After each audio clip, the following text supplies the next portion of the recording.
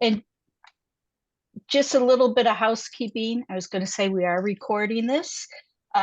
If you, for motions today, what we'd like to do that make it easier for us when we have a motion, if you'll just raise your hand and keep your hand raised, Cynthia is going to record them all, and then she'll let you know when she's got everybody recorded, and then instruct you to put your hand down. So I think that will make it go a little bit easier and faster.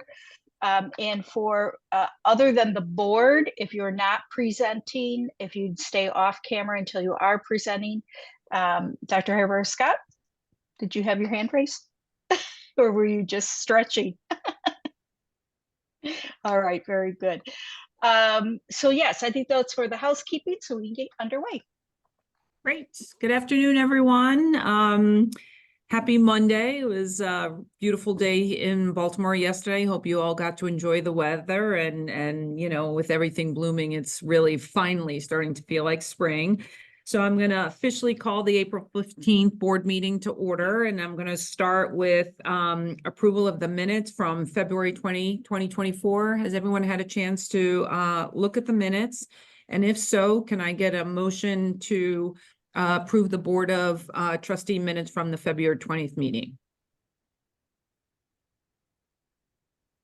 I have Dana's the first motion. Can I get a second? Ben is the second. All in favor? Aye. If you can all raise your hand until Cynthia records you. Do I raise my hand too? Yes. And Aika, yes. And Cynthia, let us know when you have everyone recorded. I have everybody. Thank you.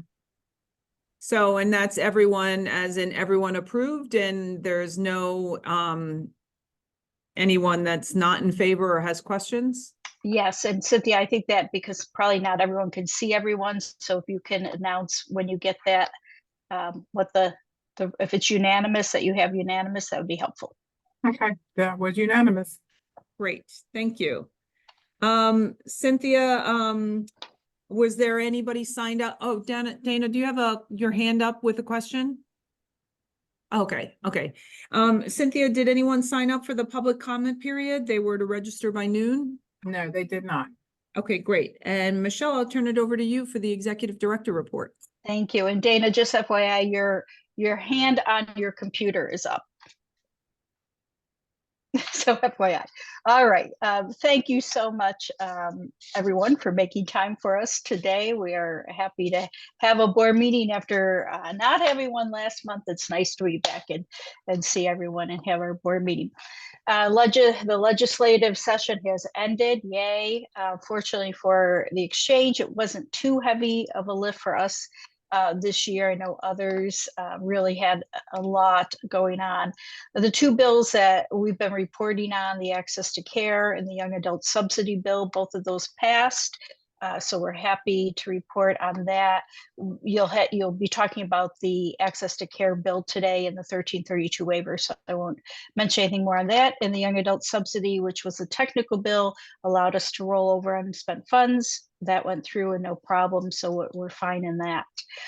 Also, that was approved is our fiscal year 25 budget.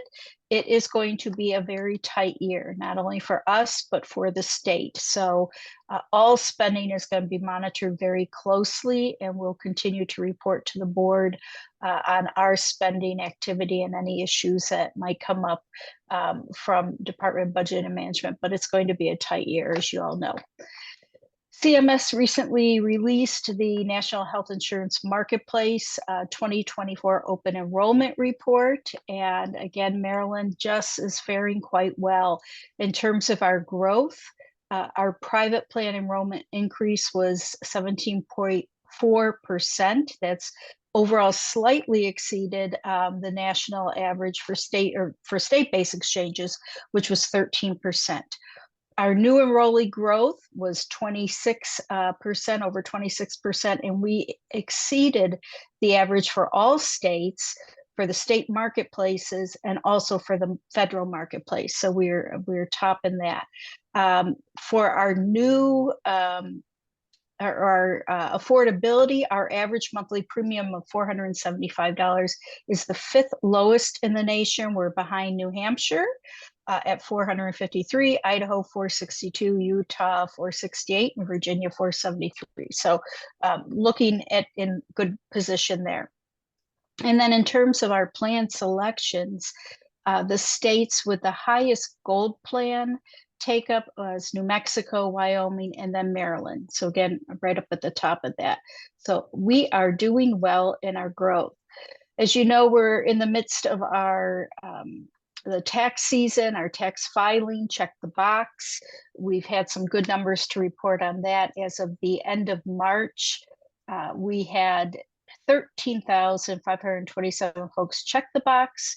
Over 10,000 of those were deemed eligible for a special enrollment period. 8.8% of the eligible people applied, and 65% of those were enrolled into a Medicaid plan and 35% into a private health insurance plan. So we're seeing year after year the collaboration with the controller's office to get data from people right at their entry point is really helping. We're also working closely with many of our sister agencies on the Francis Scott Key Bridge collapse, and getting relief out to small businesses and to individuals. So again, that check the box program we have when filing for unemployment is coming in handy. We've been at the recovery centers and partnering with the Maryland Insurance Administration on outreach efforts. So it is a huge collaborative effort, and we're happy to be at the table. Federal updates, of course, it is an election year, so there's a lot going on. We do know that our state congressional representation will change from what we've been used to for many years. So looking ahead to that, presidential, of course, we don't know what will happen there, but all of that will have an impact in the work that we do. First, top of the agenda for everyone is the expanded tax credits, making sure that those that came through ARPA remain. We're working closely with not only the state-based marketplaces across the nation, but also other partners such as the American Health Insurance Plans, the broker community, the AMA. So a lot of the national organizations are all really working to explain to folks how important these expanded tax credits have been for getting people coverage.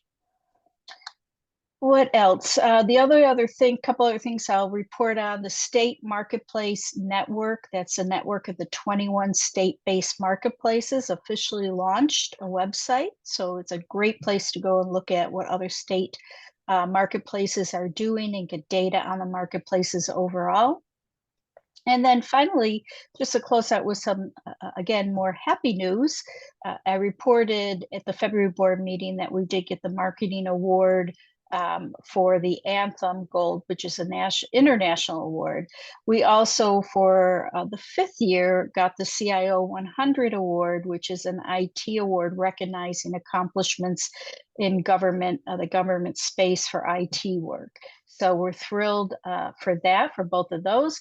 And then finally, congratulations to board member Laura Crandon, who was featured in Afro News in a very inspirational article on her work bringing awareness to breast cancer for survivors and folks about breast cancer. So thank you for that, Laura, representing yourself and also the exchange so well. Thank you. And that's it. Thank you, Any Michelle. questions?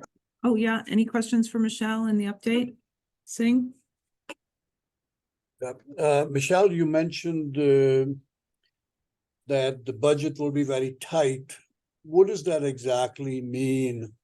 If we were to look at fiscal 24 versus fiscal 25, do we have same dollars? Do we have more dollars?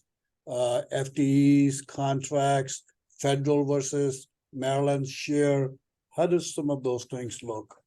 We actually fared very well this year. We finally got 7 more state pins to support our IT efforts.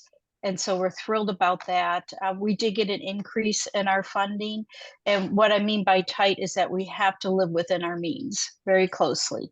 So we will all be looking at how we're spending money and how we can for the part that we play in all the state finances, really make sure we're staying within our means. Any other questions for Michelle? Go ahead, Kathleen. Just two quick things. I just wanted to let you know that there is, if it hasn't gone out already, it'll go out by the end of the day, a bulletin asking carriers to implement accommodations, both with respect to businesses and individuals because of the bridge collapse and the impact, and to provide hardship accommodations for those people that, for whatever reason, particularly employers that may not be able to pay for health plans during this difficult time. CareFirst has already assured us that it's put accommodations into place. We've asked the carriers to provide us with that information, and then we'll put that on our website. Michelle will make that available to you as well, just so that your folks are aware of it. So that's the first thing I wanted to mention. And the second thing that I wanted to mention is that, as you've noted, Michelle, the MIA and MHBE do a number of things together. So let's make really sure as we move forward, as we do things together, that, the MIA, if we're already going to do something and we're already picking up the price tag for that, there's no reason for you guys to double down, right? So we can work really closely, particularly with regard to consumer education activities, to make sure that, we are, when we're sharing events, that, we don't have to always buy 2 tables, right? Sometimes we can buy 1. So just as a way of helping out with budget when we're already collaborating, coordinating, and the MIA is already incurring the expenses. Thank you. Kathleen, now I know where to go to offset some of my expenses. I've been saying that for years. So MIA has deeper pockets than the I was rest like, of us. any questions for Michelle or for Kathleen, given the additional information that she just shared and the role that MIA is playing in all of the activities related to the Key Bridge disaster? Can I just take one prerogative that I didn't mention earlier? So, I just wanted to say, last year during the June offsite meeting, we took a vote on meetings in person and hybrid meetings and virtual meetings. And, I certainly get a lot out of having meetings in person. And this was supposed to be one of those meetings, which was converted to a hybrid position.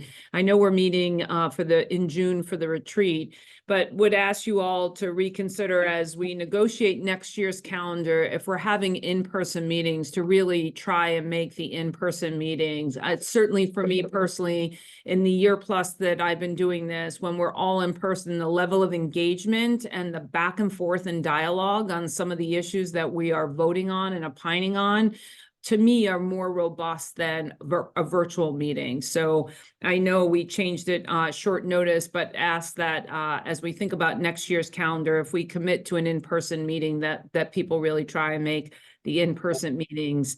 And if you all feel strongly otherwise, please, we can discuss it, I guess, at the June meeting, Michelle. But I did want to put that out there because I do think in-person meetings are important and valuable. Oh, go ahead, Singh. Can I make a minor suggestion? I'm in support of what you said.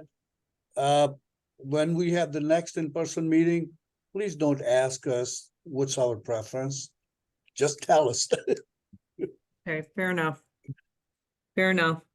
So next on the agenda is the Standing Advisory Committee new member appointment. Is Ike on the phone? Oh, there she is. I am. Okay. I can share my screen if you need me to, Cynthia. I have it. Can you see my Okay. screen? No, we see the Zoom information. All right, hold on.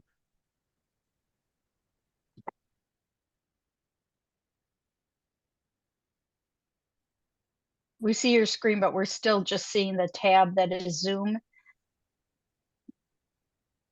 not the PowerPoint presentation tab. There you go. There you go. Yep. Here we go. And if you Thank can put it in view slideshow, that would be great.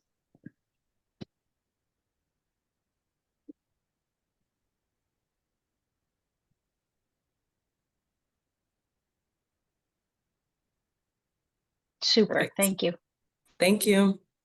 So we connected in February and voted to appoint the 9 members starting in the Standing Advisory Committee in this cycle. And so on this next slide, just a few highlights from that conversation and discussion, just a reminder of the current representation. And this time is to vote on a new member.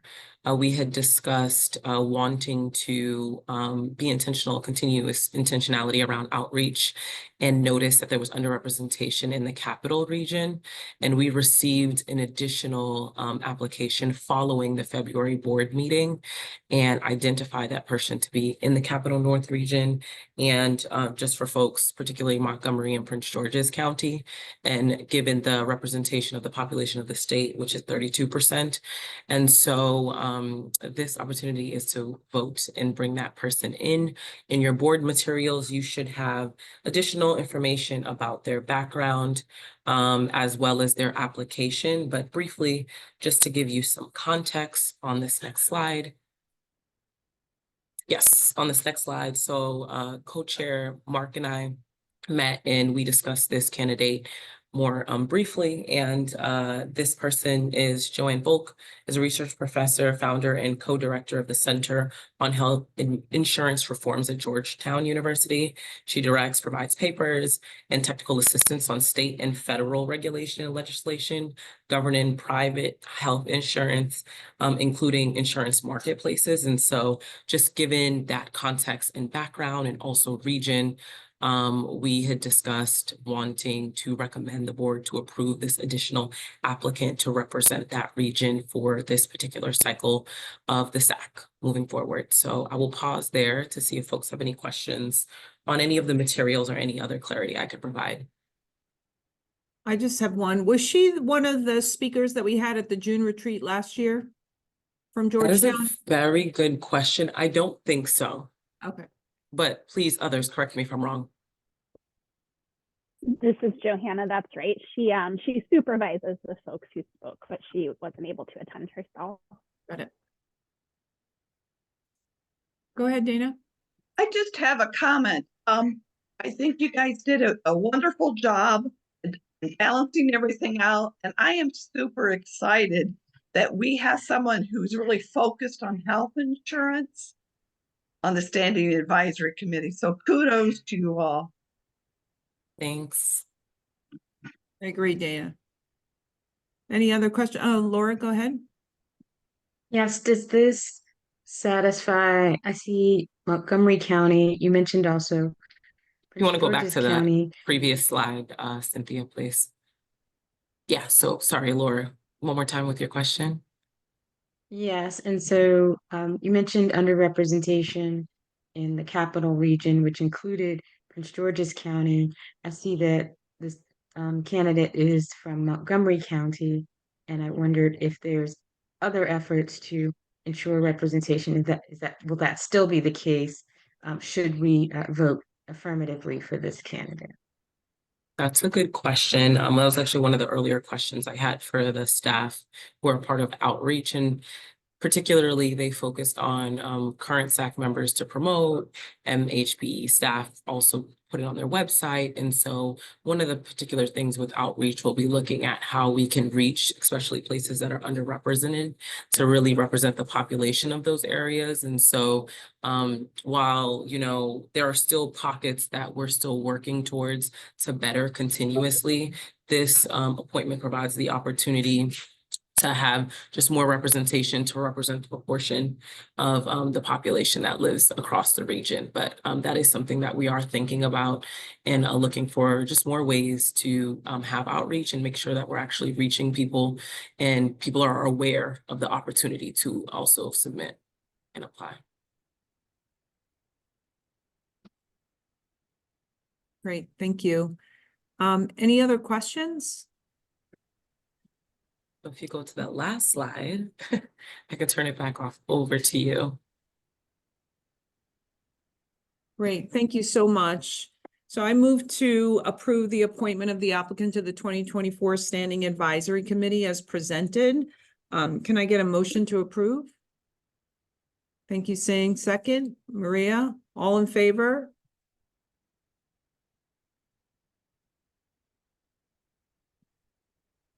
So Cynthia, you'll let me. It's unanimous. It's unanimous. Great. Thank you. Motion carries.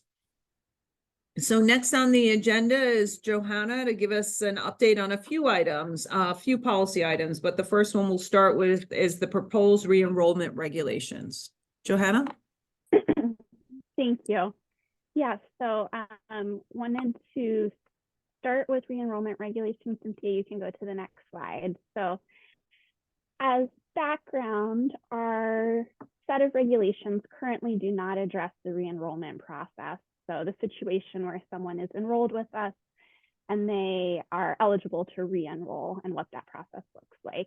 There are federal regulations that address this. We comply with the federal regulations in our process and kind of defer and reference them, but typically like to incorporate federal regulations into our state regs and adapt them as appropriate.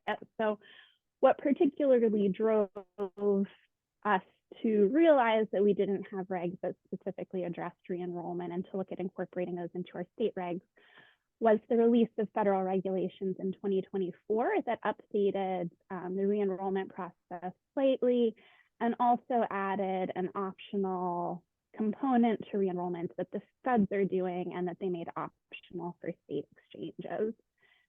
So this component that the Fed started this last year with renewals into 2024 and that we are looking to incorporate into our regulations going forward relates to crosswalking bronze enrollees into higher value silver plans during the re-enrollment process. If the premium for the new plan would be equivalent to or within the same product, which means it has the same benefits, covers the same services, and it has the same provider network. The feds were inspired by California and Massachusetts, both state-based marketplaces that had adopted policies in this vein and seen success in moving folks from bronze into better value silver plans. And as additional kind of context and background, when the American Rescue Plan Act passed several years ago, people below 150% of the federal poverty level became eligible for $0 silver plans, which was a first.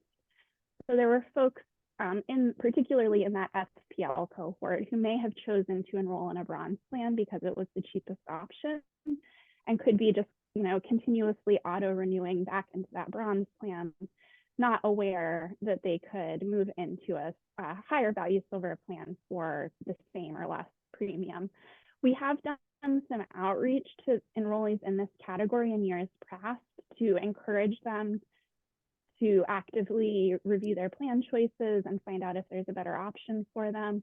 But, outreach is only so effective. So we're interested in adopting this policy as well going forward to which would bring us in line with the majority of states at this point. Next slide.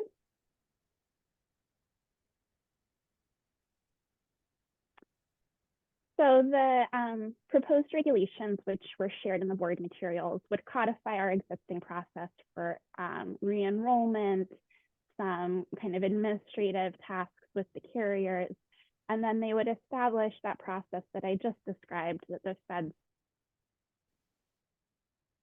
have adopted silver or gold plans, depending on what's the best value for that particular enrollee. This is slightly different from the federal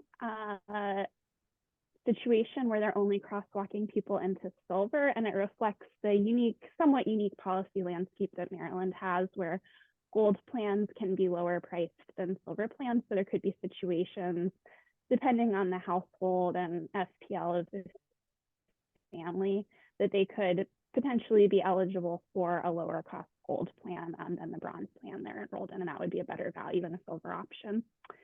The one other place that we differ from the feds in what we're proposing is to exclude enrollees in HSA compatible bronze plans from this crosswalking into a higher value plan due to the fact that we got feedback during our informal public comment period that enrollees may choose health savings account eligible plans for their particular tax benefits because they have an HSA set up. And so there may be some more consequences to moving someone out of one of those plans and more intentionality into why someone has chosen those plans. The impact of this particular piece of crosswalking the bronze folks into higher value plans, we anticipate that a little over 4,000 individuals would be impacted at renewal at the end of this year, moving into 2025, if they did not actively choose a different plan for themselves before they were renewed into that plan. So that would be about 4,300 individuals who are currently enrolled in a bronze plan, but could be in a silver or gold plan for the same or less premium. Next slide. Then we have just a couple kind of like housekeeping adjustments that we made via this regulation in accordance with the other changes that we were making, including defining the term provider network, which was previously undefined in our regulations, and then clarifying in another portion of our, they currently submit that we use for re-enrollment purposes. Next slide. Oh, and I'm getting a note from Michelle that my audio is not great. Let me just stop my video for a moment and see if that helps. And please let me know if the audio continues to be not good. So our typical timeline for regs is shown here. We're bringing this to the board for a vote to approve the proposed regulations. Prior to bringing it to the board, we shared it with our standing advisory committee for an informal public comment period and made a couple of adjustments, including the exclusion for people enrolled in HSA eligible plans that I shared. So the next steps would be for this to be published for a formal 30-day public comment period to take place, and then we would plan to bring it back to the board for a final vote in July. Next up, or next slide. And that's it. I'm happy to take any questions. Thank you, Johanna. Any questions, Laura? I actually have several questions around this, particularly the exception on excluding HSA plans. I read the rationale and I'm curious how the tax implication would impact members unless the crosswalk is done in the middle of the year. Otherwise, if it's taxed from year to year, it's a calendar year, and so wouldn't necessarily have implications if you were accumulating attributions for your HSA. That's my first question. I have two others. Sure. So none of our silver plans would be HSA eligible. So the implication would be that if you have an HSA that you're expecting, you've been saving into, you're expecting to roll over and spend in the coming year, and then we put you in a plan that's no longer eligible, you wouldn't be able to use your HSA that year. Oh, I'm sorry, Johanna, you broke up a little bit. And just to be clear, are you talking about a HSA related in companion as a companion to the high deductible plan, or like HSA as in a health? Correct. An HSA health spending or health savings account? Health savings account, yes, paired with a high deductible health plan. It's in the companion to the high deductible plan. Correct. Is that correct? Yes. Oh, I can't hear. Am I the only one having trouble hearing? No, it's not Sorry. just the garbling, Johanna, it's the volume. It's very hard to, it's a volume issue. Got it. Okay, one sec, let me. Is that better? Can you hear me more clearly now? No. That was better, that one. Now improved, hopefully. Yes, better. So sorry.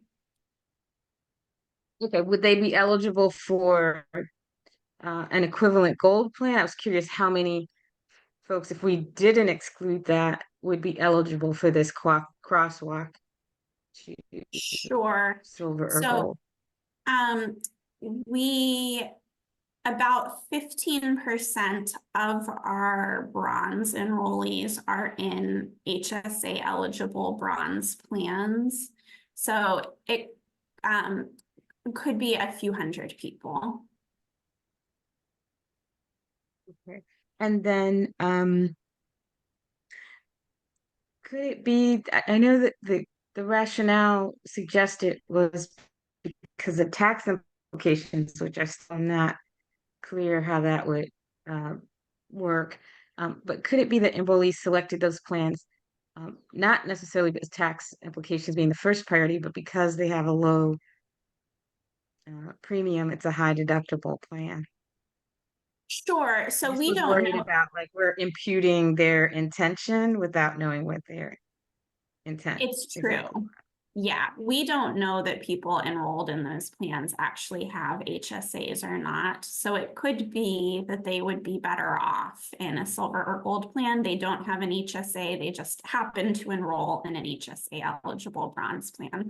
It also could be that they do have an HSA. They intended to enroll in an HSA eligible bronze plan. They want to be able to use their HSA next year. And if we move them out of a high deductible health plan, they would not be able to use their HSA. And we don't really have a way of knowing that.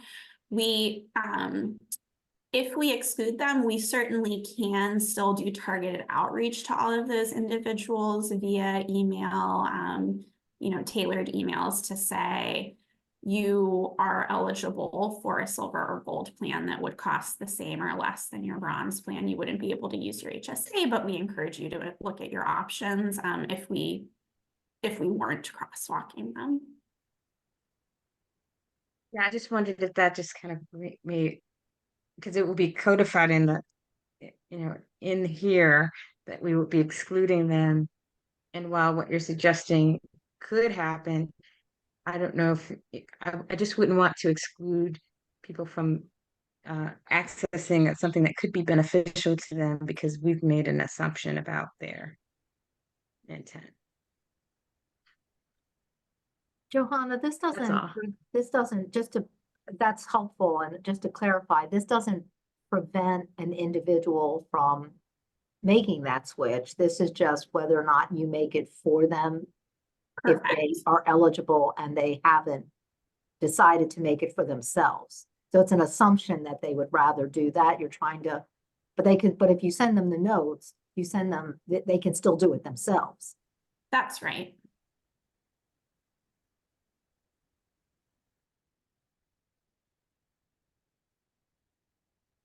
Laura, did that answer your questions? Yes, thank you. Are there any other questions? Not, I move to approve the proposed regulations as presented and authorize MHBE to submit them to Joint Committee on ALR for review and to the Division of State Documents for publication in the Maryland Register as presented. Any question? Can I get a motion to approve? Thank you, Kathleen. Second? Thank you, Ben. All in favor?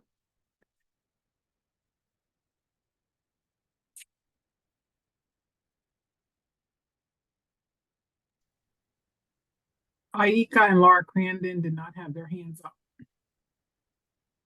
So, Aika and Laura, is that, are you, any additional discussion? Opposed? As is, I still have my same concerns as is. The other thing is that it's because it's a deviation from the federal plan. I think that it's kind of the federal process, that the more you're doing that, you just kind of get their exceptions and then their cost. I just worry about as is how it is, and so I'm not comfortable with it as is. That's That's okay. I'm just trying to clarify. Are you opposed to it or abstaining from voting? Oh, yes, opposed to it. Opposed, Aika? I didn't hear you. You're muted. I'm abstaining. Can you hear me now? Okay. Cynthia, or Michelle, we just need quorum, correct? Or That is correct. So we have enough votes to pass. We need 5 affirmative votes to pass, 5 affirmative. so the Can you motion just confirm? I didn't hear whether Aika said she was abstaining or opposing. abstaining, Okay, thank you. but we still have enough votes to move it forward, correct? Cynthia, was there 5 affirmative votes? Yes. Great. Okay, motion carries. Next on, under the policy items, Johanna will also talk about the letter of intent for the 1332 waiver. Yes, thank you. So we can go on to the next slide, Cynthia. So as you all know, the General Assembly passed the Access to Care Act this session, directing the exchange to apply for an amendment to our 1332 waiver to allow all residents to enroll on exchange regardless of their immigration status. And again, as you know, we currently have an approved 1332 waiver under which we operate our state reinsurance program, and that's approved through 2028. So the first step of the amendment process is to submit a letter of intent to the federal government, and so that's what we're discussing today. Next slide. You can go back one. So just a quick recap, again, a lot of familiar information here, but we have about 112,000 Marylanders who are uninsured and ineligible, not for coverage entirely, but to enroll through the exchange due to their immigration status, and that accounts for about 1/3 of Maryland's uninsured population. They can enroll off exchange, however, and pay full price. If the waiver amendment is approved by CMS, these individuals would be able to enroll in full price coverage on exchange. They would not be eligible for federal or state subsidies. Next slide. However, even lacking subsidies, we do see benefits of on-exchange enrollment, which we discussed during the legislative process, including our simplified shopping experience and the many tools we make available to help people compare plans and find the plan that's best for them. So, as an alternative, if you're shopping off exchange, you could be going to each carrier individually to look at their plans, and might have more trouble figuring out which is the best fit for you. We also offer extensive consumer support, including more than 200 languages through our call center and in-person assistance across the state. And then another benefit of allowing on-exchange enrollment is to streamline the process for mixed status families where they have some citizen and non-citizen members. For example, there could be legally present children whose parents are not legally present, and currently the parents and kids would have to enroll separately if they were both enrolling in coverage, with the parents enrolling off exchange.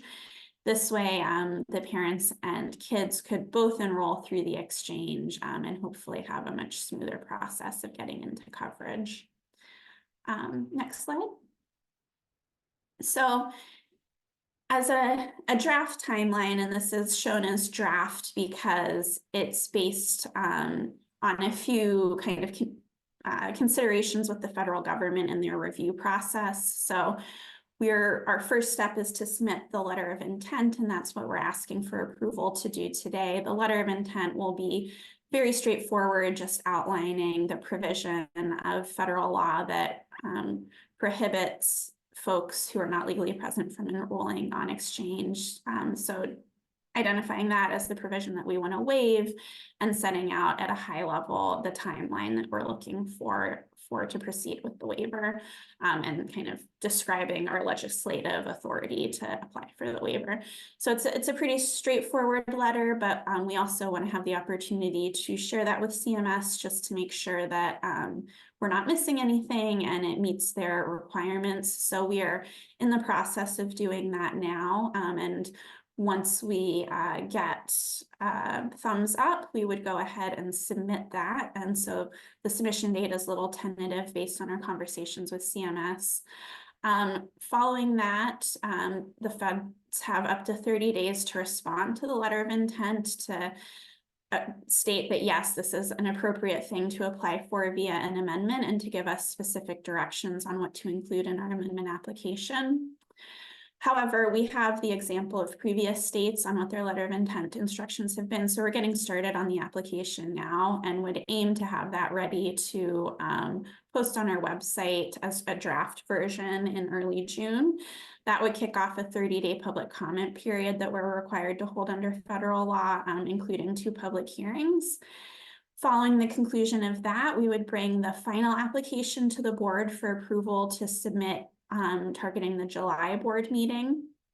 The feds then have 45 days to decide whether the application is complete. There's also a 30-day federal public comment period.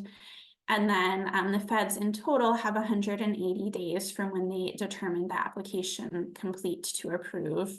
That would take them into late February, but we plan to request a decision from them by the end of the year so that we can move forward with implementation. And then the goal would be to have all necessary system updates in place for open enrollment next year for coverage starting January 1, 2026. And I think that's it. Johanna, I'll just add to that we're following language that has already been approved by CMS for other states. So we don't anticipate that they would take the full 180 days. Thank you. Michelle, having said that, and given the pending election, is there any way to move this time up and, get the submission in sooner? We've had that discussion with CMS, and so as soon as they, as soon as they approve the letter of intent, we will, get ready to get everything sent. But yeah, we will be. These are kind of the dates we've laid out, but we are moving full steam ahead. And who has to sign the letter of intent? Does that come for you, or does the governor need to sign it? Who has to sign the letter? I signed the letter of intent. Okay. Yeah. After the board has approved it. Well, that's why I'm asking, the 30-day public comment period, we're running out of time. So I'm trying to, if we could give them more time, inclusive of our 30 days and their 30 days. And we have to do our letter of intent or the application has to be published for 30 days public comment? Yes, we have to submit the letter of intent and we have to do the 30-day public comment period. And we can't finalize the application until we get the response to the letter of intent, because that will include details on what we have to include in the application. Got it. Okay. Any questions? I'm just looking. Go ahead, Ben. And then I see Singh. I see your hand. I'll go start with Ben. Ben, you're on mute. Johanna, do we have any estimate about among the 110,000, how much take up there would be? I mean, you did a very good job of pointing out the positives, but the big negative, of course, is no subsidies. But what do we think the uptake would be? Is there any way we can look at guidance experience from other states? We are in the process of modeling that. We do have some experience from Washington, but it's not directly applicable because they're offering a state subsidy to their enrollees. So it's pretty hard to say, but we do have to include that modeling in our application. So we're working with our actuarial consultants now on that. Washington had initially projected they would get a few thousand enrollees. And they would be eligible, however, for the ARPA subsidies. No, they won't be eligible for any federal premium subsidies. Okay. Is there any, I would second the chair's idea of accelerating it. I guess it's out of the question for open enrollment for 2025. That's correct, yeah. All right. Singh? Yes, so basically what we're doing here is what we have been directed by the Senate Bill 705 and the House Bill 728. You know, those bills direct us to take these actions. One of the, I haven't had a chance to go through those bills, only parts of it. How do we define immigrant in this situation? Does it include visitors, students, those kind of things? Or is it just the undocumented immigrants? So it's pretty broadly defined as someone who's doesn't meet the current federal criteria of being legally present. So there are many kind of visa statuses that you could have and be considered legally present. But if you don't have one of those, then you would be, and you're a Maryland resident, then you would be eligible. And the second question I had was that there cannot be any financial burden that can be shared, any subsidy. Managing a program of this magnitude, and also where there is going to be a single plan deductible out-of-pocket maximum that gets, I guess, combined with the other family members who may have a legal status. So that does result in overhead costs and other costs that are not easily identifiable. How does that impact it? Do you mean costs to the exchange? So in our fiscal note, we did not project any costs to the exchange and anticipate that we can implement this within our existing budget. We do have some infrastructure that's already in place from our Healthy Babies implementation, for example, which allows undocumented pregnant women to enroll in Medicaid. So we don't think it will be very much of a systems lift to make the changes needed. There would be costs associated, but we are saying we will be able to absorb within the existing budget. Correct. Okay.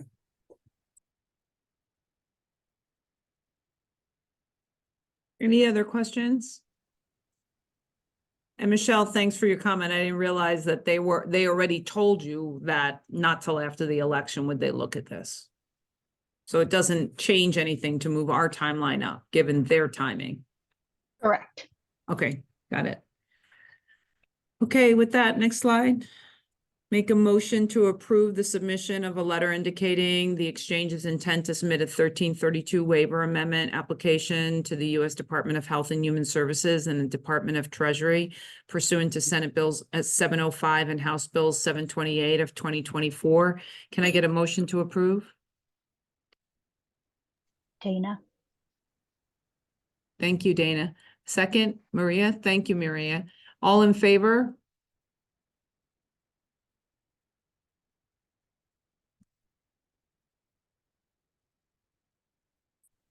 Okay, it's unanimous. Thank you. Motion passes. So last for Johanna under the policy items is the proposed 2025 young adult subsidy parameters. Johanna, back to you.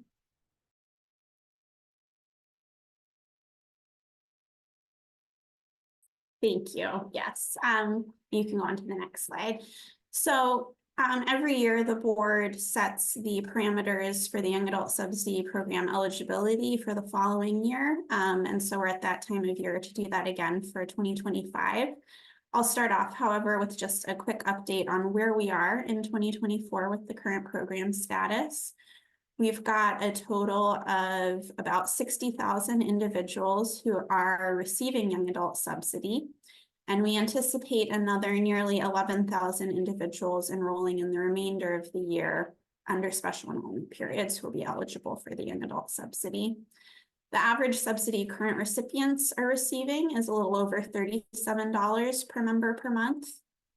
And we estimate that the total cost of that subsidy, when you look at enrollment and the average subsidy, If we just look at folks who've enrolled to date, that's 60,000, that would be about 22.4 million. But when we incorporate our projections for the nearly 11,000 we expect to enroll in the rest of the year, that brings up the total 2024 subsidy cost to about 24.6 million. I know we discussed this in depth at the beginning of the year because our current statute prior to this legislative session authorized us to spend up to $20 million per year, but happily the legislation that we worked on to allow us to enroll unspent funds from prior years forward has passed. So we are not bound to that 20 million cap for 2024 and 2025, and we have 12.9 million in unspent prior year funds that we can also use towards the program in this year and in 2025. As Michelle shared in her board update last week, I think we have just seen phenomenal growth in our young adult enrollment. Just one statistic as a percentage of total enrollment, our young adult enrollment age 18 to 34 is up from about 26% to about 29% of our total enrollment year over year in March. And there's many other statistics that speak to how substantially our young adult enrollment has grown and how its growth has exceeded enrollment among other ages. So it's really been a powerhouse of enrollment for us compared to prior years. And we attributed that, in significant part to the Medicaid unwinding. And then also, we think the subsidy program has helped with that. Next slide. So our current subsidy program parameters, as you'll recall, allow folks who are ages 18 to 37 and below 400% of the federal poverty level, but also ineligible for Medicaid to qualify for the young adult subsidy. The ages 18 to 33 are eligible for the most generous subsidy, and then it phases out over ages 34 to 37, with 38-year-olds being ineligible for any state subsidy. Of course, they can continue to receive any federal subsidy that they're eligible for. Next slide. And actually, I will say also before I move on to the material on this slide that in 2022 to 2023, we had set the board had set the maximum eligibility at up to age 34 with a maximum subsidy eligible up to age 30 and then phase out through age 34. And in last year for 2024, the board chose to expand eligibility to increase the eligible age from a max of 34 to a max of 37. That decision was made in the context of the prior year's underspending and our projections that with those changes, we'd come in at around an $18 million spend for 2024. So still well below our $20 million cap. But as you know, and we've discussed, enrollment greatly exceeded our expectations, and so led us to a higher than anticipated cost for 2024, which is a welcome problem to have, but something that we've had to deal with nevertheless. So we worked with our actuarial consultants, Lewis and Ellis, and consulted with the MIA to model some options for the board, and the two that we thought the most viable for 2025 to present to the board are to continue the current 2024 parameters where young adults are eligible for the maximum amount of subsidy up to age 33, and then it phases out over 4 years through age 37. Doing that would result in an estimated cost of $26 million in 2024.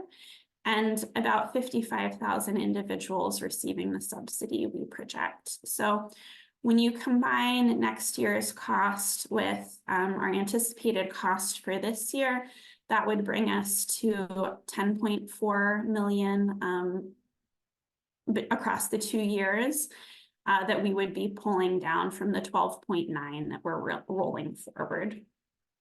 The second option that we have to present to the board is to revert to the 2023 parameters.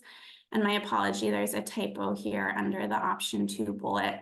It should say maximum subsidy up to age 30 and then phase out through age 34. So this would be going back to the parameters we had in place in 2022 and 2023. The estimated cost here would be 21.5 million.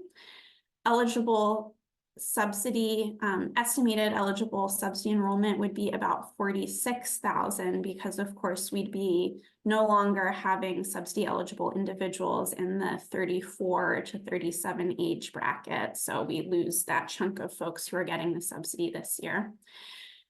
However, our actuarial consultants projected that removing subsidy and kind of adjusting back to the 2023 parameters would only yield an enrollment loss due to that subsidy change of about 400 individuals, due to several factors, including those older individuals are more likely to be higher income. The subsidy is less likely to be a significant portion of their premium.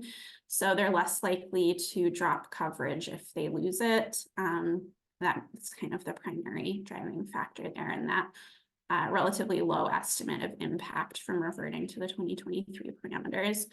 So that is, you know, clearly a lower cost and would provide more room in the budget if our cost estimates continue to be low. We hope they're not. We hope we've adjusted for all the experience we've had to date. But if enrollment continues to exceed our expectations, then reverting would allow more capacity to kind of absorb that and not have to consider capping the program next year. So option 2 is the staff recommendation to the board. I'm happy to take any questions. Thank you, Johanna. Any questions?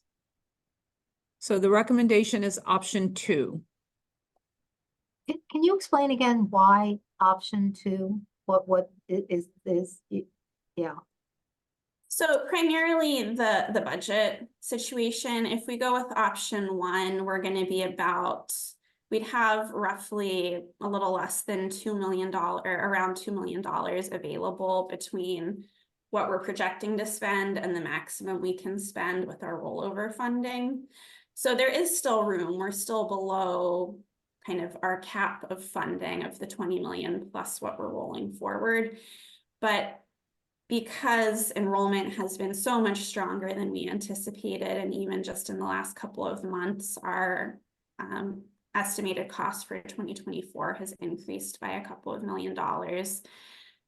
Option 1, leaving more than just that 2 million in wiggle room for the rest of this year and next year, felt like a safer bet from the financing perspective. Well, just to be clear, Johanna, to what you said, option 2 felt like the safer bet. Oh, sorry, I may have misspoken. Okay. Yeah, option 2. Just want to make sure that's what you were saying. The Yes. other question that I have, Johanna, is that, and I haven't had a chance to catch up with Brad since, you know, the MIA actuary since the last conversations occurred. So I'm curious about the projection of the loss of only 383 individuals. And the reason I'm curious about that is because there's been a significant bump in this population specifically tied to the Medicaid unwinding. So my concern is the legitimacy of past practice with a different population of people. So it's great to say, well, people in their 30s make more money, they're more likely to absorb. But I don't know if the people in their 30s that have come into this program as a result of Medicaid unwind are in that same position, number one. Number two, we have taken some, and hopefully, you know, and the state is doing a great job of addressing this, but we have taken some hits to our economy as a result of, you know, the port incident. So I'm just a little bit nervous about that 300 and that 400 person projection, given how who has grown our young adult subsidy program, and whether those are sound projections. Yeah, I mean, I shared your concern when I saw that number and asked Lewis and Ellis to double check and confirm that was really not a typo. They said no, it was what they were projecting, and they did base their projections on our current enrollment distribution by FPL. So they are looking at the people who are truly currently enrolled in that 34 to 37 age, or 35 to 37 age bracket. And what their income distribution is. I think, but it's certainly the board's decision which of these options to go with, and that's why we wanted to share both of them. Any other questions? So Kathleen, I hear you on the concern, but I'm concerned about the money piece and the 2 million not being enough buffer. And if you blow through that, given the revenue projections for the state, where would those dollars come? And then we're going to be capping the program in a way that may not be in the best interest for the people that end up getting shut out of the program. So having said that, I am going to make an amendment to approve option 2 as the proposed 2025 young adult premium subsidy parameters as presented. Can I get a motion to approve? Singh, I have one. Can I get a second? Ben? Ben has his hand up. Thank you. All in favor?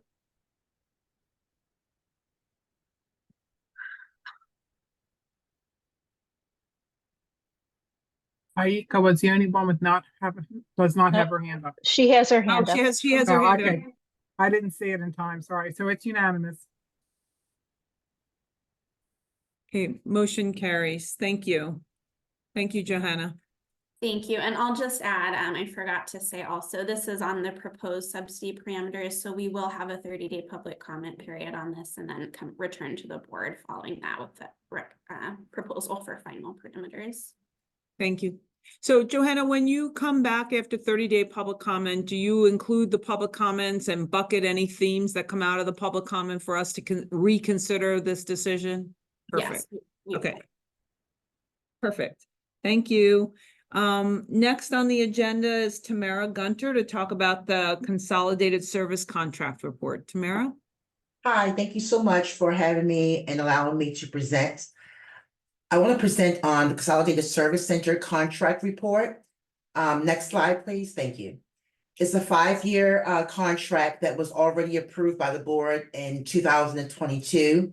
Right now, currently, we're in the 3rd year base term of the contract.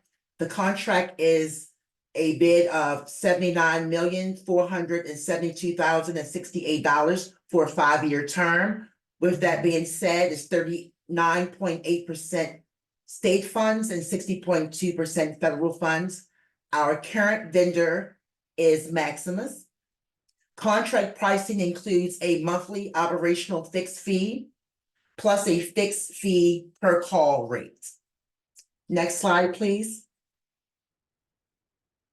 I want to bring your attention to the not to exceed amount for year 1, 2, and 3 of this contract. Our not to exceed amount has been more than we have used. We're being very good stewards of taxpayers' money and funds. So we have used not all of the money, of course. Next slide, please. The Consolidated Service Center contract details includes inbound calls, live chat, social media, bad phone, which is broker assistant transfer and support directly to brokers, broker connect line, outbound calling, escalations, telephony and CRM integrations with our system, and the IVR and courtesy callback features that the call center provides for the next slide. Consolidated Service Center high performance for 2024 successes. Full understanding of MHBE's program and mission, a robust telephony and Genesis system, They definitely have, average speed of answer has been reduced significantly. The challenges we have is the ability to scale up for PHE unwinding so quickly, delayed contract modifications and request timely turnarounds. Staff absenteeism and retention has gotten better, but there's still room for improvement. Special projects, team training, and case management seems to be some of the challenges we're facing with Maximus. Next slide, please. Moving forward, there's some things we plan on doing for 2025. Those things includes two of them. Those things include moving special projects from Maximus to MHBE in-house. Changes made will increase the quality and outcome of cases, and it will reduce the cost. Maximus will stop handling special projects as of June the 30th, 2024. MHBE will begin taking on special projects July the 1st, 2024. MHBE has weekly planning meetings with all parties involved for this transition to make sure it's organized and successful. The total savings for the modification after expenses is $107,000 state and $156,000 in federal funding. Another thing we're planning on doing is returning ownership of the MHC toll-free hotline numbers from Maximus to MHBE. MHBE is planning on implementing some self-service technology features, and we need through our IVR system, and we need the numbers back from Maximus to be able to do that. Any questions on that? And I'll just add the reason why we're bringing this back to the board. This is, we're moving into year 3 of the 3-year base contract. And last year when we had our retreat, we had been bringing them back every year for approval. And the board decided last year that since we already, when you approve the contract for the base years, you're approving the entire amount for the full period. And so you asked that we come back and just give you an update on that last fiscal year. There's no approval needed because you've already done it when you did the original contract approval. Thank you, Michelle. Dana, and then Laura. Remind me what special projects are? Sure. Special projects is when Maximus staff, they have cases where they're unable to resolve the cases. So it needs a higher level of expertise to resolve these cases. These cases go to a special team of Maximus staff currently who reviews the case and try to give a resolution quickly as possible. And this is Medicaid and qualified health plans. There's 2 types. Thank you. Thank you. Any Laura? other? Yes, so VNCAT presented AI at our last meeting, and I'm wondering if any of those savings are captured, if that's what you mean by self-service, and have those savings with the implementation of that been incorporated into this amendment? Yes. So what I mean by savings, Laura, savings meaning bringing special projects from the call center to MHBE would, those are the savings projected after expenses. So after expenses means, so it was roughly about $672,000 that was for a savings for that program. I mean, bringing that special projects in-house to MHBE. But we have to hire some contractual state staff, which will be 6 individuals. So that will offset some of the savings, and that's why you see the 107,000 and the 156. And I'll just add, I'm sorry, Tamara, I'll just add, there's 2 separate things here. One is, as Tamara said, the staff that handle escalated cases when they need to move up. We have a, multifaceted triage and going to different levels of folks. And so we're going to be bringing I'll say like kind of a second tier before it goes to our staff. We're going to bring those in-house so we can handle those all together. So that's the first part. The second part, in terms of use of AI or anything to help with that, that really doesn't have anything to do with the special projects, but looking at our call center number and looking at how we build in self-service technology features into the IVR system that may include some AI. That's yet to be determined, but we're looking at how we can implement more self-service through that toll-free number so that we can again reduce the amount of calls that have to come to a person And Laura, and that was, achieves cost savings in that way. And Michelle, you know, given our prior discussions that not everyone, you know, Secretary Savage is setting the agenda, the policy, the guardrails on AI. Whatever we do in this space, are we working in collaboration, coordination, and quite frankly, with input from Secretary Savage and do it? Yes, and I just met with Secretary Savage last week. We are working on getting the our AI policy. It's been being worked on by leadership, and we're getting ready to, I haven't even seen a draft. The team has been working on it, but as soon as it comes to me, I already told Secretary Savage that we would be sharing it with her team for review and for input. And again, these are, I can't say we're absolutely doing this because we are looking at what are these additional self-serve technology features. But of course, anything, you know, anything involving AI, we will run by DeWitt and Secretary Savage to make sure it's within the sphere of what they are identifying for guardrails. Great, thank you. Mm-hmm. Are there any other questions on this one?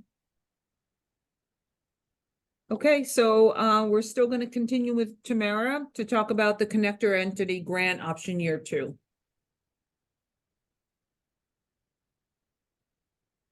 next slide, please. So here's our mission for the grant program. The primary goal of the grant program is to guide the community outreach activities related to enrolling eligible, hard-to-reach populations such as minorities, those with limited English-speaking individuals, limited access to computers, and those who possess low literacy rate into Medicaid, the Maryland Children's Health Program, and qualified health plans. So in May 2022, the board approved a grant award for the CEs for 1 3-year terms. Currently, we will be going into the year 2024-2025 term. The amount is $10 million each year for these grants. Next slide, please. So this is how the money has been distributed, and I wanted to make sure you had a clear understanding of where it was in 2023, 24, and 25. So in 23, there were some changes made. It reduced the amount of navigators that was in the program, that was actually working for the program, and it kind of pushed it towards the outreach part of it. What we did in 2024 is combine those two, and we had outreach and the navigators be one and all the same. So we decided this year to keep, just to even the keel, to keep the money, the grants kind of the same as it was last year. And the next slide, I will show you exactly how we did that and why we did that. Next slide. So successes. CEs revised their locations and increased staffing with the allocation of the money. This has found new ways to promote enrollment events and other health events. The CEs they have collaborations with schools, regions, and unserved families. Some of the challenges the CEs have reported to me that they're seeing is health insurance may not be a top priority for some. Some people, for the PhD unwinding, don't want to pay for insurance because they've got insurance free for so long. Lack of access and health professionals, transportation, financial services, to help barriers of health plan enrollment. Next slide, please. So this is a very important slide that I want to talk about, and it shows the 2020, it shows that when the individual CE departments had less sector entities, navigators, and when they had more navigators, they were able to make more encounters. So navigator encounter is one-on-one assistance with actual consumers. And because the grants kind of evened out for 24 and 25, they did very, very well for the regions. As you see, I mean, enrollment went up all across the board, enrollment and encounters. And this was because of the switching of the allocations of the grant money. And they were able to hire about 50 more staff members. Next slide, please. So Connector Entity Grant focus for 2025 is to increase their bilingual staff and demand for Spanish speaking, have a presence in high focus areas where there are uninsured Marylanders, become more partners with schools and high need communities, allow staff to be trained and community health workers, host events where people gather, like restaurants, culture event, churches, and events in the community. Next slide, please. Tamara, Secretary Herrera Scott has her hand raised. I'm sorry, I didn't see that. Yes. So can you go back a slide? So just thinking about, you know, the connectors and increased enrollment. So when I first got in the role, there was a lot of complaint. I got a lot of noise from some of the community providers that you had supported because of the change in funding. They had to change their staffing models, which was problematic. And so in the corresponding areas that maybe lost funding, did you see a reduction in enrollment in those areas? Because in my mind, I'm thinking where you fund navigators, enrollment's going to go up. Or did you look at data to suggest the number of uninsured in, let's say, central region is higher than southern and up inshore? And maybe you would conclude that by virtue of the size of the population. And so by that, you need more navigators. Like, what did you... What data did you use to move around the funding that then drove this outcome? Because like I said, when I first got here a year ago, there was a fair amount of noise about the change in who you funded and where you funded the navigator programs. Right. So I came on board about a year and a half ago, Secretary Scott, and I wasn't a part of that first change. So you're right, there was definitely a lot of noise in the community about the change. So you have to look at like Montgomery County and Prince George's County, right? You can't compare them to Lower Eastern Shore or Frederick. You have to, they're in a class of all their own. They have more of a population. So making sure the money was a little more fairly distributed as it was prior, helped those individuals gain staff, gain higher navigators. We also took the stipulation off that those people had to be just outreach workers. I'll give you an example. Montgomery County and Prince George's County was having a hard time hiring an outreach worker for $15 an hour, right? Because we know that Montgomery County, the cost of living is way more than $15 an hour. So they weren't able to get staff they needed. Combining those positions, so Jenny, which is the program manager, we both met with the CEs and we tried to come to, I'm gonna say a medium, but try to see what their needs were and where the money could be best used. And as you see, it's more even than it was last time for 2024. And with that said, they were able to hire 50 more navigators, which I think is a success and cause, help increase the enrollment. And I'll just add a couple points here. The way that we have determined the funding for each of the connector entities has historically been on the percentage of uninsured in that region. So places that have larger amounts of uninsured, we're giving more resources. The switch that occurred was a couple of years ago. We said, well, we want more outreach efforts and less enrollment efforts because we want people out finding the uninsured and not as much going, doing the enrollments. So let's go to page 34. Sing is asking going to 34.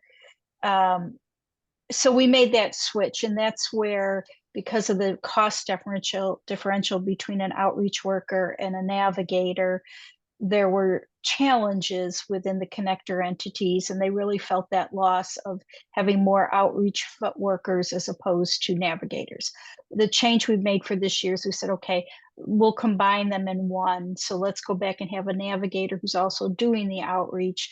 We'll increase that funding, restore that funding so that you can have more people, but they'll be doing a dual role. So that's been the change that we did, which seems to have satisfied. But we do look at every year, what's the output we're getting from the connector entities? Because this is our third largest cost program, the IT, the call center, and the navigator program, and it's a $10 million grant program every year. So we do look at, we saw on that slide, the encounters. And because these our connector entities are working year round, so they're not only doing just QHP during open enrollment, they're working year round, doing special enrollments, doing Medicaid enrollments. So we do hold them to say, how are you out in the community? Who are you partnering? How are you getting our those focus communities that we want? And that's what drives when we look at providing a new grant or new grant funding, how they get that funding. And just one more question. So now you're asking the same person to do two roles. So are we at least paying them more? Because some of the people that are the navigators could be on Medicaid or getting their health plan through the exchange by virtue of the fact that we don't pay them that much money. So are we paying them more at least? So it's not two roles exactly. It's just that role was always combined in the past. So it's just going back to what was being done prior to that big change. Okay. So any more questions? I think Singh had his hand up. Yes. So I think maybe not 34, but 33, the chart before where we had the funding that was being reduced for some of the areas.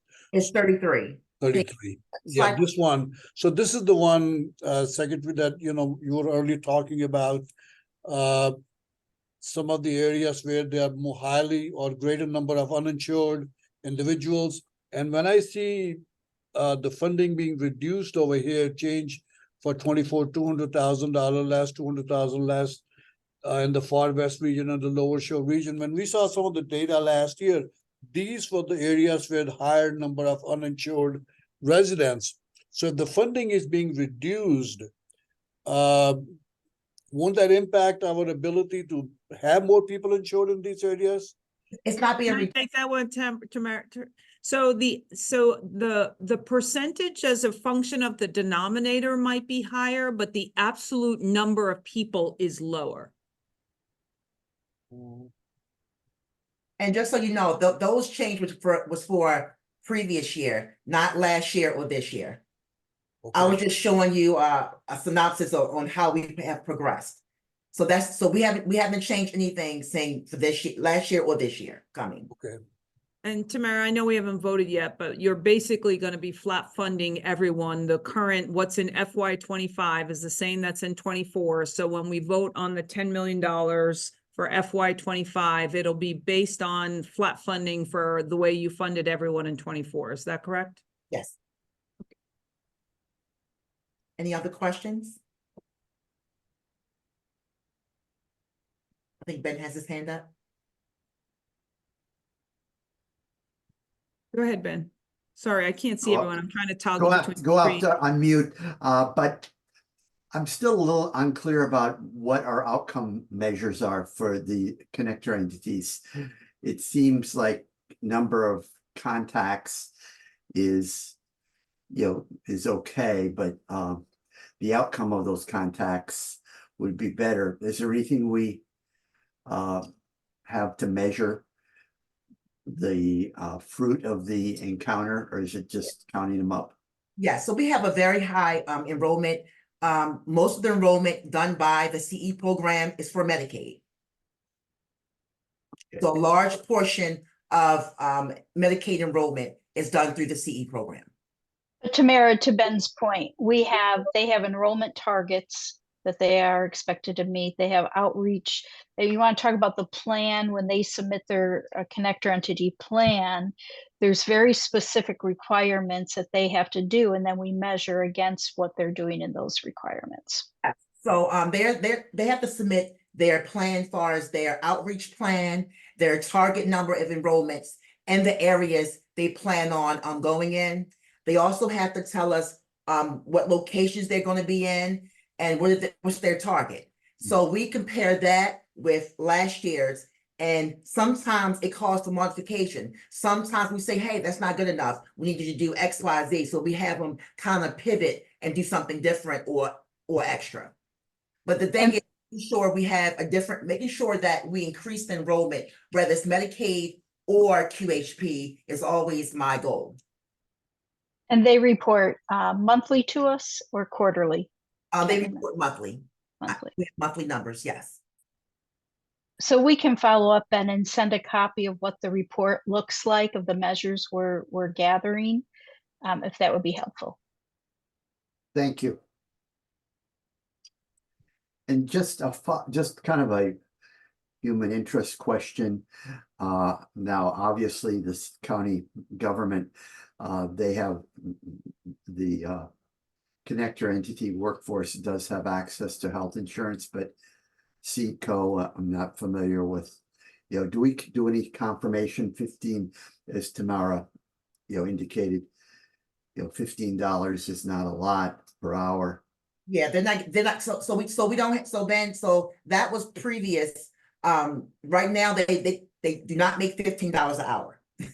That's something, so that was previous when we had the changes that we did for the 2 fiscal years ago. So now it's totally different as of last year. So they're full navigators, and I think the navigators' income is roughly like about $40,000 to $50,000 a year. Thank you. Yes. And that's always important. Not that I get into someone's salary, but it's always important to make sure we're paying someone a living wage, so they're able to feed their families and, be able to work really hard. Any other questions? Okay. Cynthia, you want to move to the motion slide, please? So I'm going to make a motion to approve the grant renewal second year option for the connector entity grantees with a not to exceed amount of $10 million for FY25 as presented. State funds are $4,247,968 and federal funds are $5,752.32. Can I get a motion to approve? Dana? Same motion. Dana, second. Second, Ben, all in favor?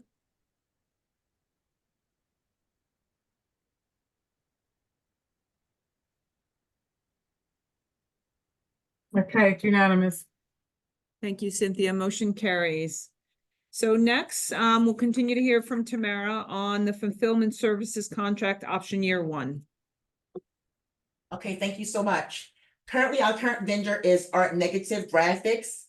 They're responsible for printing, mailing consumer notices, tax forms, voters registrations form, MCO enrollment packets, Medicaid cards, and processing returned mail.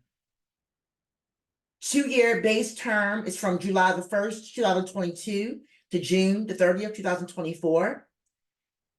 We're currently in our second year option year. I'm sorry, our first year option year.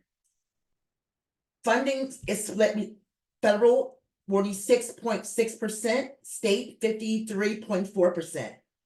A not to exceed amount for fiscal year 2025 is $5,878,500, which includes estimate for postage.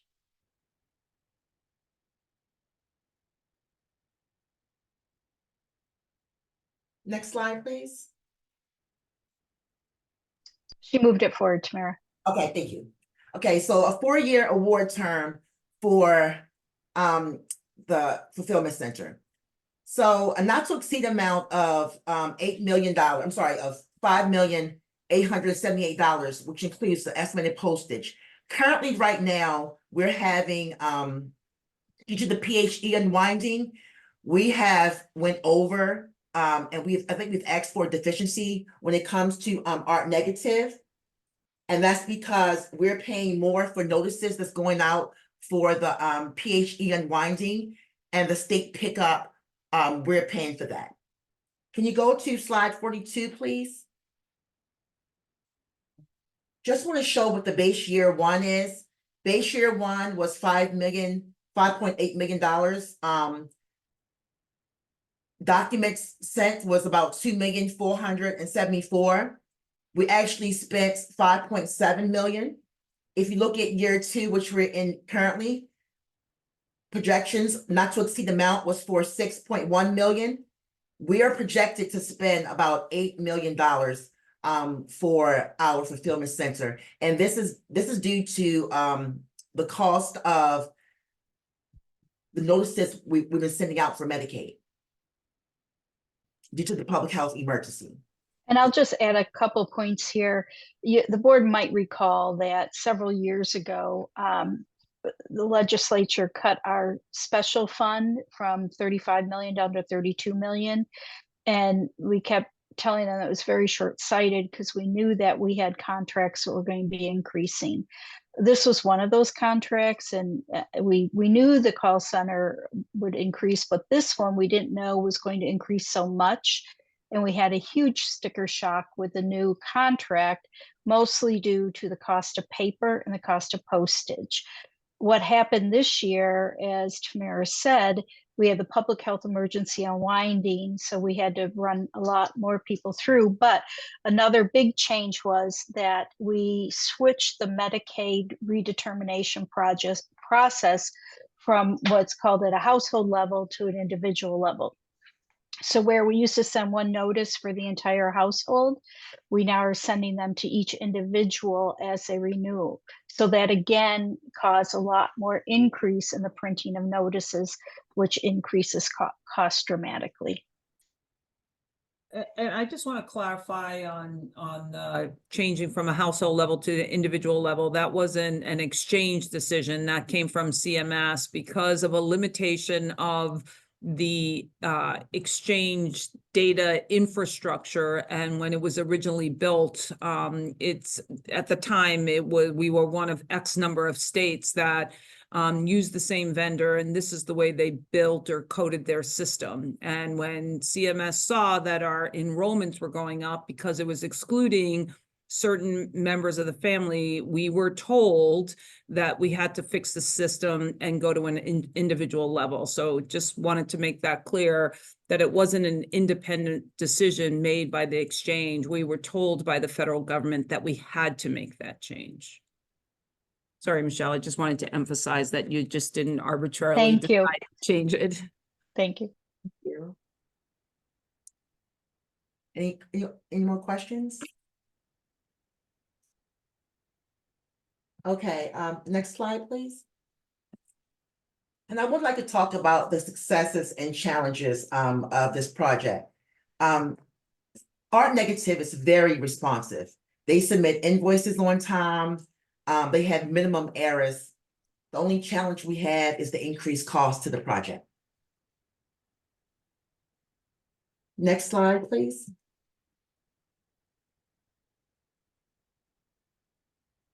She moved it, Tamara. Can you see the motion? So here's a motion for request for approval. And this is, I'm just going to say that this amount is based on what we know today and based on our experience. We don't expect, because the PHE unwind is over, we don't expect that huge influx like we had, but we do expect the continuation of redetermining at the individual level. Laura, I'll hand it to you. Thank you. So any other questions? Okay, then I move to approve to exercise the grant, the first option year of the 2-year option term with Art Negative for fulfillment services with a not to exceed amount of $5,878,500 for FY25 as presented. Can I get a motion to approve?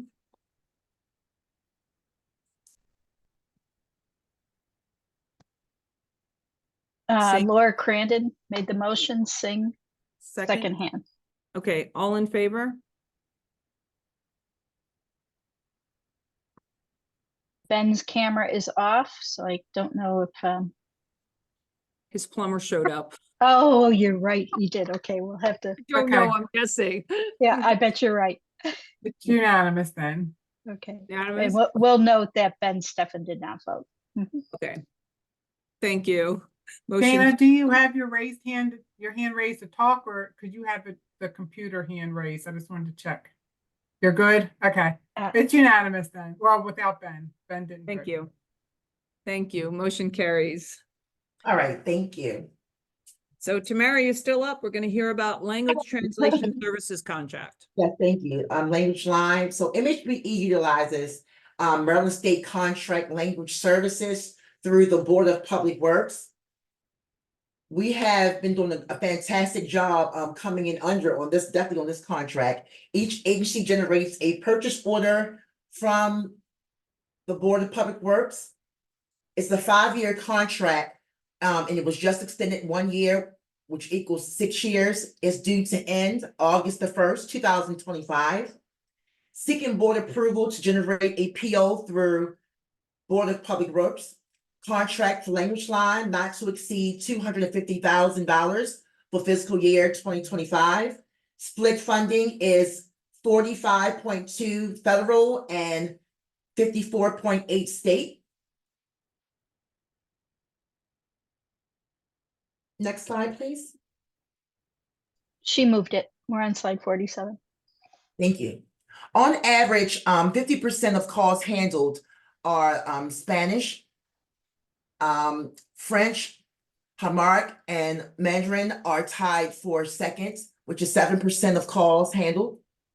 Language Line offers the best pricing under the Maryland State contract, and they used to offer 250 languages. Now they offer 290 different languages. This definitely showed you, I'm going to put your concentration on the not to exceed amount and the actual amount. So as we see for year 1, 2, and 3, we were spending roughly between $200,000 and $300,000. Year 4 is down to $163,000. And I'm going to contribute the call center, navigators, having bilingual staff was able to bring this cost down. Year 6, we're projected to be no more than not to exceed $250,000. Any questions on the slide?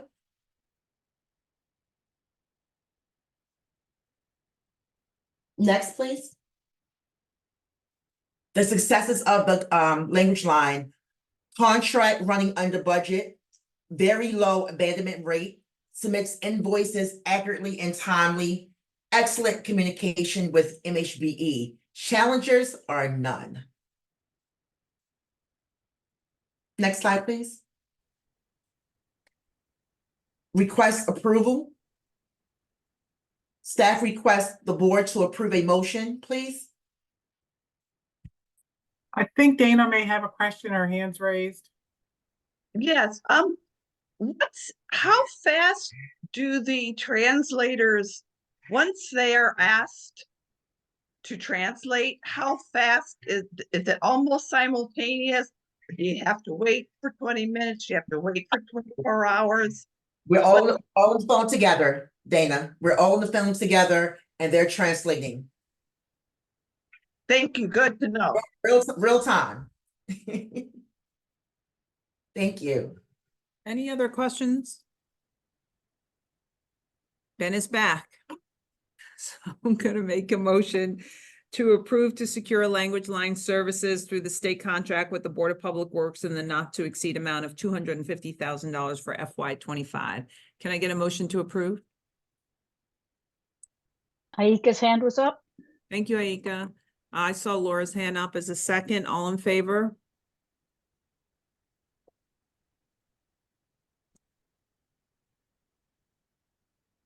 Okay, we're unanimous. Laura Crandon, you had me worried there for a minute, but we're good. Okay, motion carries. Thank you, Tamara. So last but not least, we're going to hear from Betsy Plunkett, Director of Marketing, and Tracy Gamble, Procurement Manager on the Marketing Print Services Contract. Thank you. Good afternoon, everyone. I just wanted to tell you about the latest print award. So the Maryland Health Benefit Exchange procures services to print marketing and outreach materials that inform and educate individuals and small businesses in Maryland about the health insurance coverage options available through the marketplace. Our largest print job is one we do right before open enrollment of RAC cards, and we send those to every library and hospital. And we try to get all the legal clinics within courthouses, some of the state agencies we partner with, like the MIA and MDH. So that's a huge mailing. And then we do those types of things throughout the year, as well as provide the CEs with some of their print materials. Next slide, please. Here's a few samples of their work that they had as part of their RFP. Next slide. So you may have guessed, because one of those was our sample. The evaluation committee recommends awarding the printing contract to Art and Negative Graphics. They included impressive samples of their work.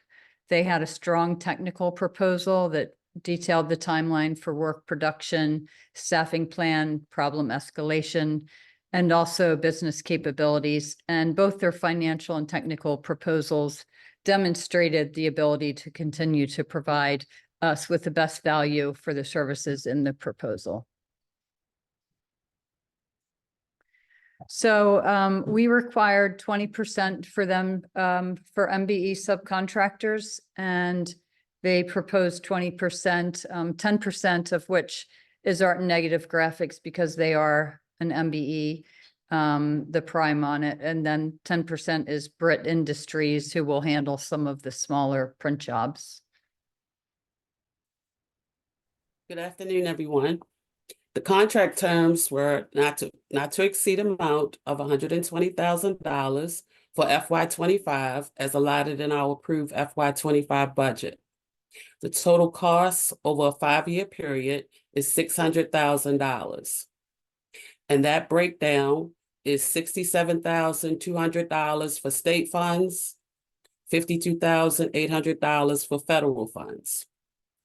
This is a 3-year base term of July 1st, 2024 to June 30th, 2027, with 2 option years. Option year 1 is July 1st, 2027 to June 30th, 2028. And the second year would be July 1st, 2028 through June 30th, 2029. Thanks, Tracy. Does anyone have any questions? Dana? Where in the courthouses are the cards given? Like, or are they distributed to all the offices? No, there's a free legal clinic where lawyers serve pro bono hours, and we put them in there because, you know, getting married or divorced, and some of the situations they handle, custody battles and things like that, are legal issues. So that's where it is. And some of the courthouses actually have racks where they will put the cards as well. Okay, actually, libraries also have legal services, but you're already. We do. Oh, we do send to every library already. Great. Are there any other questions? Thank you. With that, I want to make a motion to approve the award of the marketing printing services contract to Art Negative for a 3-year contract to not to exceed base amount of $120,000 per year with 2 1-year optional renewals for a total not to exceed of $600,000 as presented. Can I get a motion to approve? Singh has his hand up. Thank you, Singh. Second? Ben Ben, has his hand thank you. up. All in favor? Looks like Aika, you have a question or are you raising your hand early? I don't even see Aika. Where is she? Oh, there she is. Oh, I'm sorry, Aika. I was so used to looking at your yellow jacket or whatever you have off. I have on today. I missed you today. Go ahead. No, I was raising my hand early, so it was just since I was off camera for a Oh, second. okay, sorry. Yeah, no worries. Oh, so you approve? Yes, so we Yeah. can, so you can all raise your hands again.